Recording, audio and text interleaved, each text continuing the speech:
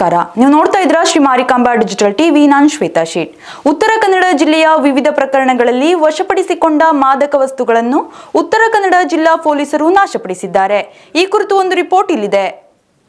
ಜಿಲ್ಲೆಯ ಒಟ್ಟು 37 ಪ್ರಕರಣಗಳ 12,58,200 ರೂಪಾಯಿ ಮೌಲ್ಯದ ಮಾದಕ ವಸ್ತುಗಳನ್ನು ಕಾರವಾರ ಡಿವೈಎಸ್ಪಿ ಗಿರೀಶ್ ನೇತೃತ್ವದಲ್ಲಿ ಅಂಕೋಲಾದ ಬೊಗ್ರೆಬೈಲ್ ಘನತ್ಯಾಜ್ಯ ವಿಲೇವಾರಿ ಘಟಕದಲ್ಲಿ ನಾಶ ಮಾಡಲಾಗಿದ್ದು, 4,36,200 ರೂಪಾಯಿ ಮೌಲ್ಯದ 12 ಕೆಜಿ 861 ಗ್ರಾಂ ಗಾಂಜಾ, 2,22,000 ರೂಪಾಯಿ ಮೌಲ್ಯದ 37 ಗಾಂಜಾ ಗಿಡಗಳು ಹಾಗೂ 6 ಲಕ್ಷ ರೂಪಾಯಿ ಮೌಲ್ಯದ 925 ಗ್ರಾಂ 322 ಮಿಲಿಗ್ರಾಂ ಚರಸ್ನನ್ನು ನಾಶ ಮಾಡಲಾಯಿತು.